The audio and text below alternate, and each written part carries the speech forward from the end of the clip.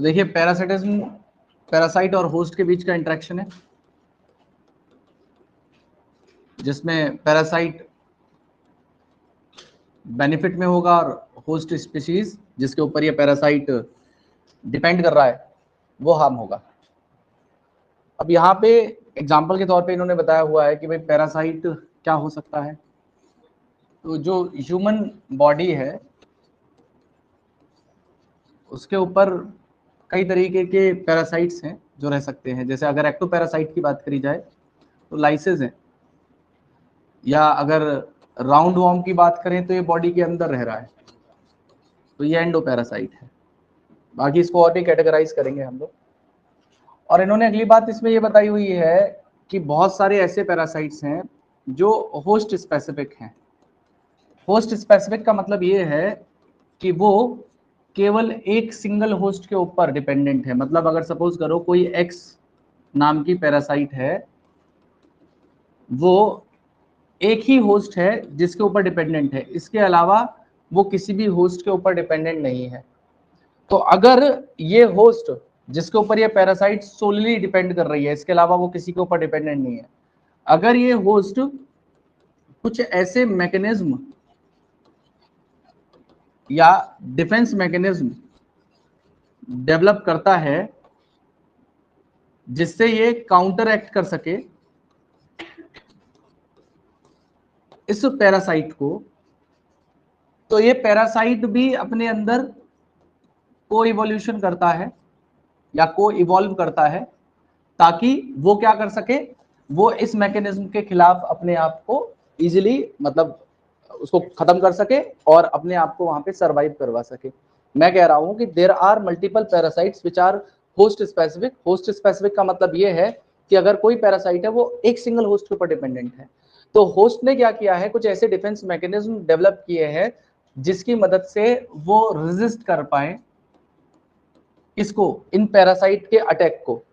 तो इस defence mechanism के रिस्पॉन्स में ये पैरासाइट भी को इवॉल्व करते हैं ताकि वो काउंटरएक्ट कर सकें किसको, इन डिफेंस मैकेनिज्म को। क्लियर है मेरी बात आपको? ये जो इन्होंने स्टेटमेंट में जो भी स्टेटमेंट एनसीईआरटी में है उन्हें मैं सीक्वेंसली बताता चला जा रहा हूं। अब यहाँ पे अगली बात बताई हुई है आपके स्टेटमेंट में ही कि जो पैरासाइट्स हैं उन्होंने कुछ स्पेशल अडेप्टेशंस डेवलप की हैं जिससे कि वो होस्ट की बॉडी में आसानी से सरवाइव कर सकते हैं।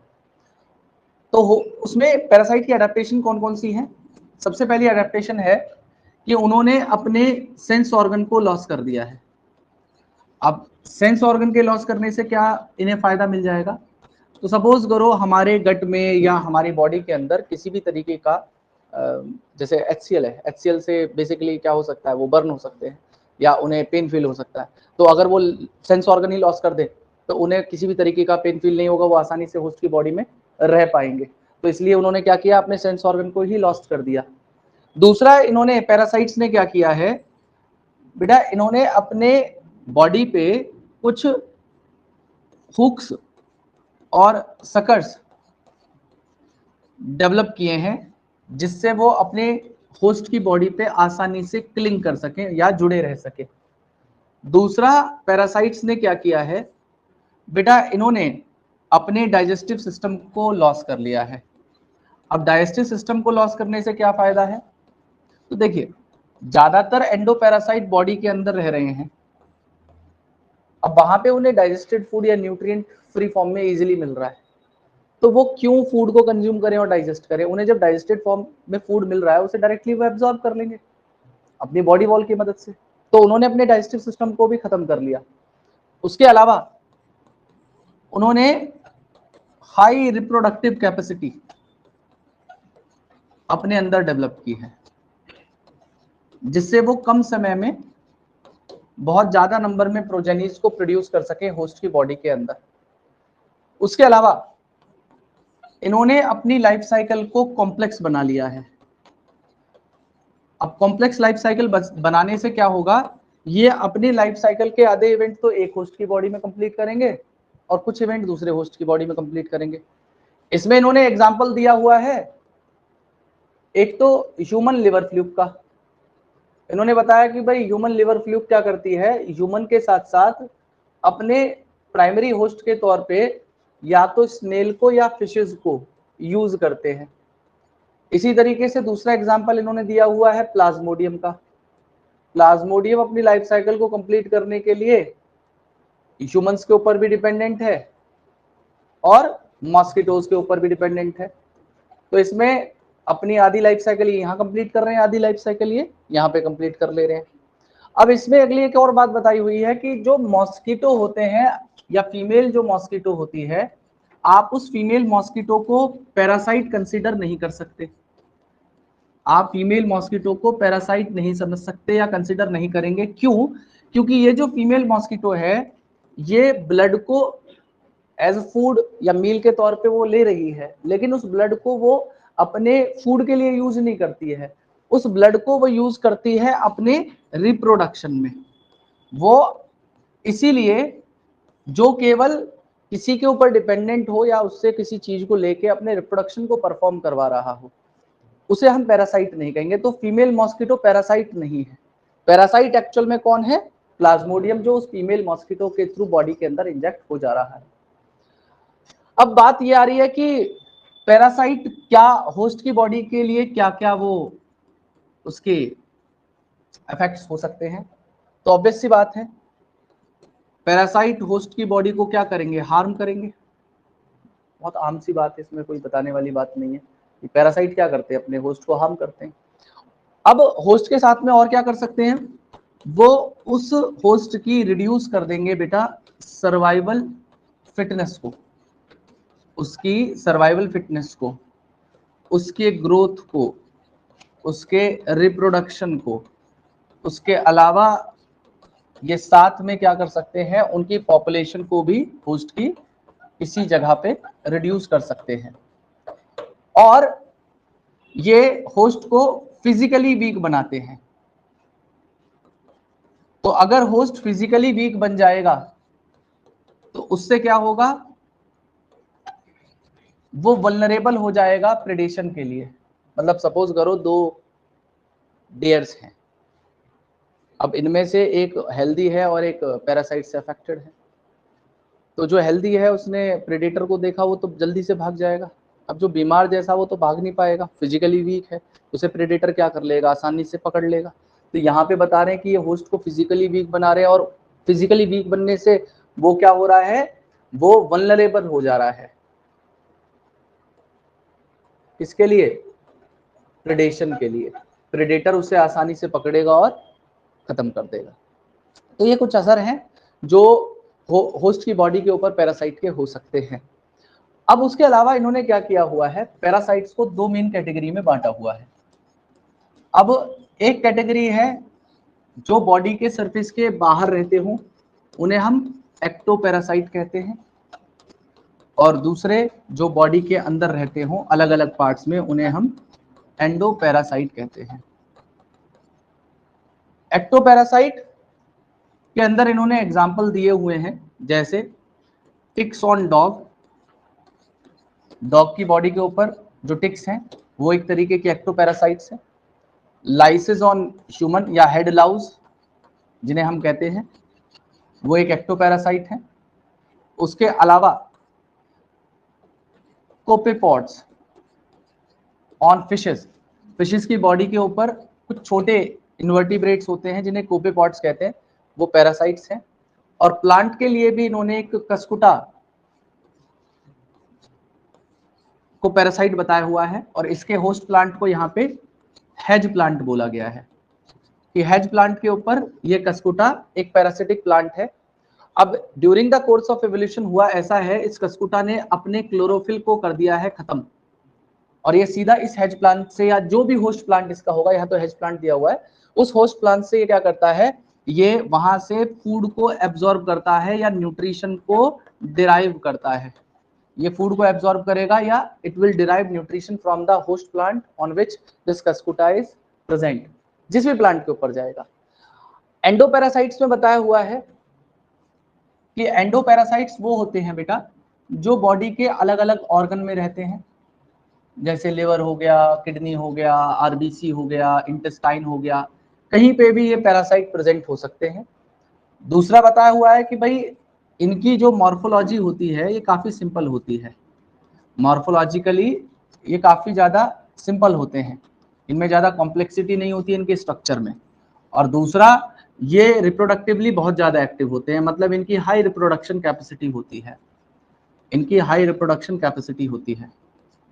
अब इसके अंदर इन्होंने एग्जैक्टली कोई एग्जाम्पल मेंशन नहीं किया है, लेकिन आप अगर लिखना चाहें तो इसमें प्लाज्मोडियम आ सकता है,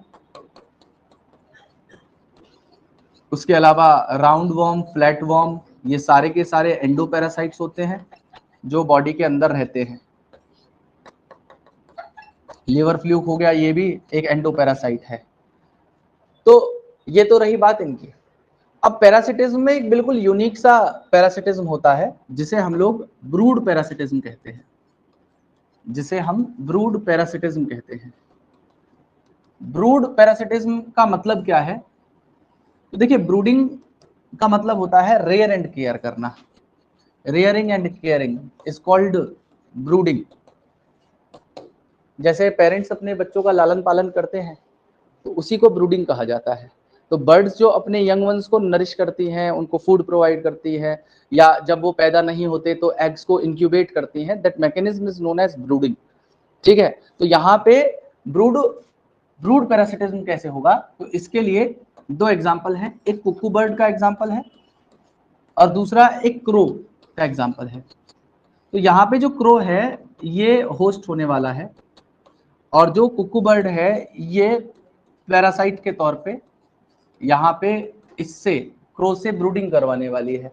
यहाँ पे ऐसा नहीं है कि कुकू इसको खा रही है, मार रही है, कुछ नहीं कर रही, वो केवल एक चीज का फायदा इससे उठा रही है, क्रो से। वो फायदा ये है कि जो ब्रूडिंग इस कुकू बर्ड को अपने एग्स की करनी चाहिए थी वो उससे बचना चाहती है, वो क्या कर रही है, उस काम को क्रो से करवा रही है। अच्छा, क्रो कर क्यों रहा है, ये भी क्वेश्चन है कि भाई वो कैसे पता नहीं कर पा रहा। तो इस कुकू बर्ड के जो एग्स हैं वो कलर और मार्किंग में या साइज में बिल्कुल क्रो के एग से रिजेंबल करते हैं। तो ये कुकू बर्ड क्या करती है, इस क्रो के नेस्ट में अपने एग्स को भी ले करके चली जाती है। अब मैंने आपको बताया साइज में और कलर में क्रो के और इसके एग्स रिजेंबल करते हैं, उसी चीज का फायदा इस कुकू बर्ड ने उठाया। तो इससे क्या होता है, क्रो इनको डिटेक्ट नहीं कर पाता कि ये जो एग्स हैं ये मेरे एग्स हैं, मतलब मेरी स्पीशीज के हैं या दूसरी स्पीशीज के हैं। अब ये क्रो इन्हें इंक्यूबेट करता रहता है। ठीक है, तो इसमें जो एनर्जी खर्च होती किसमें, ब्रूडिंग करने में, इंक्यूबेट करने में, वो कुकू बर्ड ने नहीं करी, वो किसकी करवाई, क्रो से करवा ली। खुद फ्री घूमती रही, मजे काटती रही है, और क्रोस के लिए एग्स को इंक्यूबेट करता रहा। और वो बेचारा नादान, उसने अंडों को भी बाहर बाहर नहीं फेंका, वो तसल्ली से बैठ के सेक रहा है कि मेरे प्यारे कौए बाहर आएंगे। ठीक है, अंडे हैच हुए कुक्कू के एग से। अब अच्छा, उन्हें मारता नहीं है, कुक्कू चालाक होती है, जब ये एग हैच होते हैं उसके बाद में जब वो उनके यंग वंस निकलेंगे उसे पता होता है कि इतने टाइम में ब्रूडिंग। अच्छा, ऐसा नहीं है कि बीच बीच में आके देखती नहीं है, वो दूर से आके बैठती है, टेनी वेनी पे देख के चली जाती है, अच्छा हाँ है ठीक है चलो फिर घूम गा देते हैं, वो बीच बीच में देखती रहती है। और जब जब उसका हैचिंग का टाइम आता है, हैचिंग के टाइम आने पे वो कुक्कू क्या करेगी, क्रो से लड़ पड़ती है, फिर चे चे चे करके उसको भगा देगी, अपने बच्चों को जो है जहाँ पे सेफ प्लेस में ले जाने ले जाएगी, नहीं तो क्रो के बच्चों को इजेक्ट कर देगी, नेस्ट से फेंक देती है। तो बड़े, हाँ ऐसा होता है। तो ये ब्रूड पैरासिटिज्म था जिसमें पैरासिटिक बर्ड ने ब्रूडिंग करवाई होस्ट बर्ड से। मतलब यहाँ पे पैरासिटिज्म डायरेक्टली न्यूट्रिशन के लिए या किसी चीज के लिए नहीं था, बस ब्रूडिंग के लिए था, इसे कहते हैं ब्रूड पैरासिटिज्म। अब एक इसी में एक टॉपिक है जिसे हम लोग एमेंसलिज्म कहते हैं। एमेंसलिज्म के बारे में सुन लीजिए। एमेंसलिज्म, एमेंसलिज्म को बताने से पहले मैं एक बार और जो भी मैंने इसमें बताया उसको मैं फिर से रिपीट कर दे रहा हूँ, शुरुआत से लेके लास्ट तक।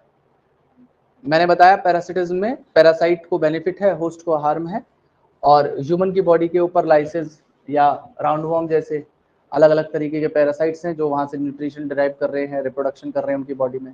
बहुत सारे पैरासाइट्स होस्ट स्पेसिफिक हैं, जिसमें होस्ट अपनी बॉडी के अंदर अगर कोई डिफेंस मैकेनिज्म डेवलप करता है जिससे वो रेजिस्ट कर सके पैरासाइट को। उसके लिए पैरासाइट्स ने भी अपने आप को तैयार किया हुआ है कि वो भी अपना एवोल्यूशन करेंगी, जैसे ये चेंज लाएगा ऐसे ये चेंज लाएगा।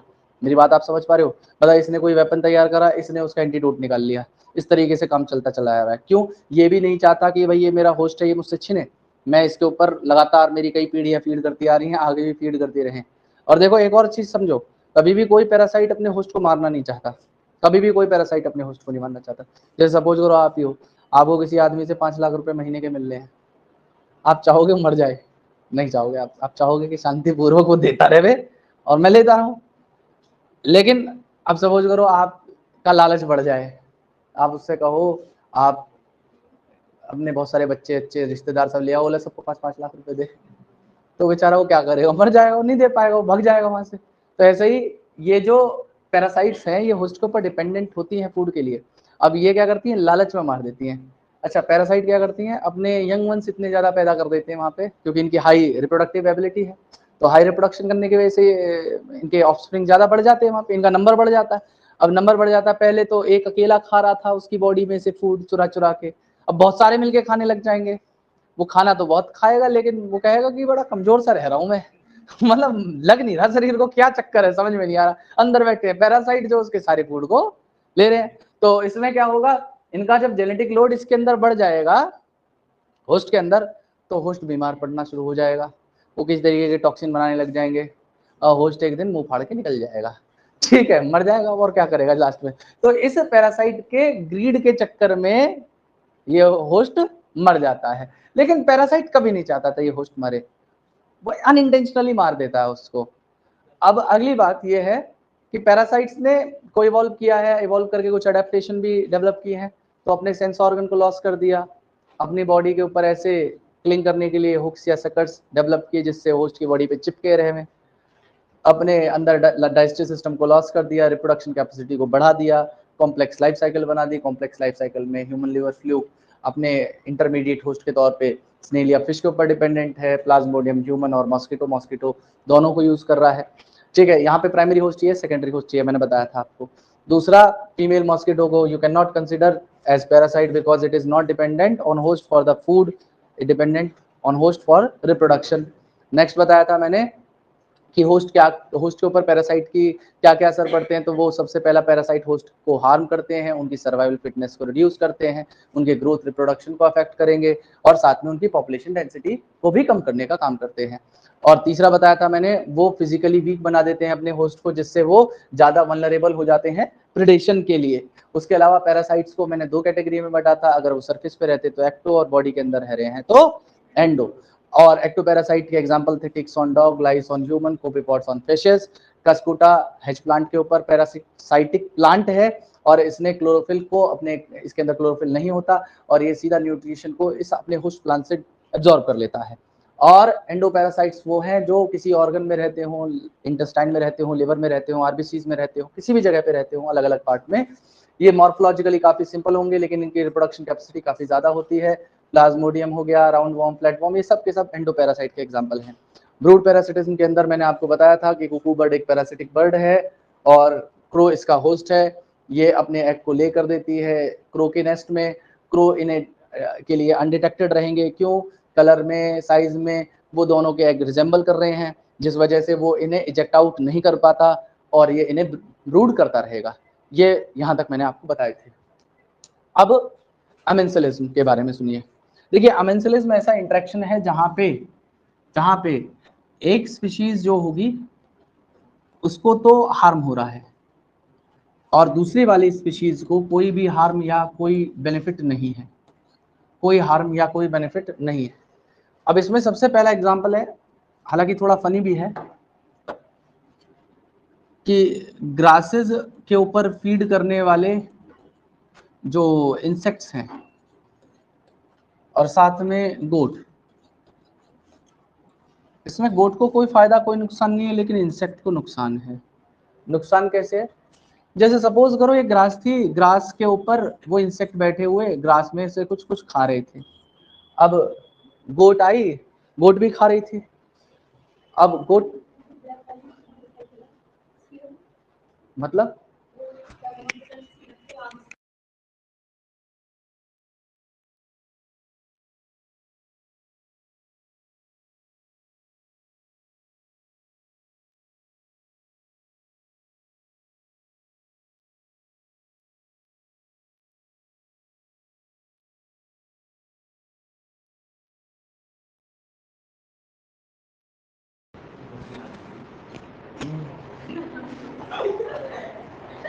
गोट आई, गोट, गोट मतलब बकरी, बकरी ने इस ग्रास को खाना चाहा,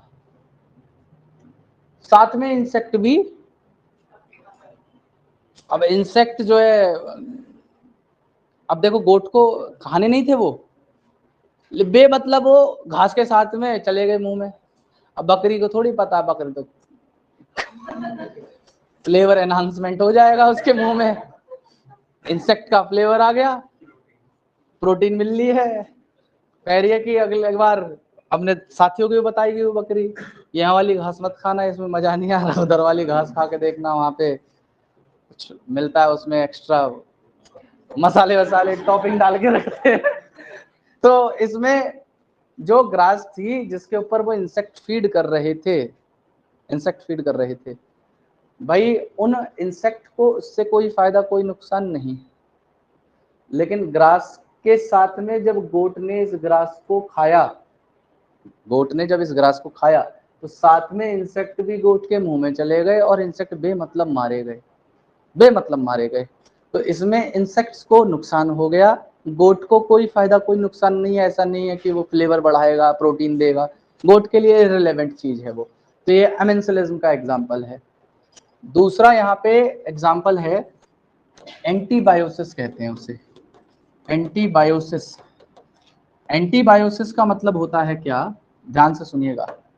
एंटीबायोसिस में जो फंजाई है या मोल्ड है और बैक्टीरिया है, ये दो हैं। तो बैक्टीरिया से फंगस की ग्रोथ पे कोई असर नहीं पड़ेगा, लेकिन ये फंगल मोल्ड कुछ ऐसे मॉलिक्यूल बना देती हैं जिन्हें मैं एंटीबायोटिक कह रहा हूं, जो इन बैक्टीरिया की ग्रोथ को इनहिबिट कर देंगे। तो इसमें बैक्टीरिया को तो सीधा सीधा नुकसान है, फंगस को इसमें कोई फायदा कोई नुकसान नहीं था, बैक्टीरिया भी मतलब मारे गए। ठीक है, तो ये एंटीबायोसिस। ऐसा ही एक और मैकेनिज्म है जिसे मैं एलिलोपैथी कह रहा हूं, एलिलोपैथी।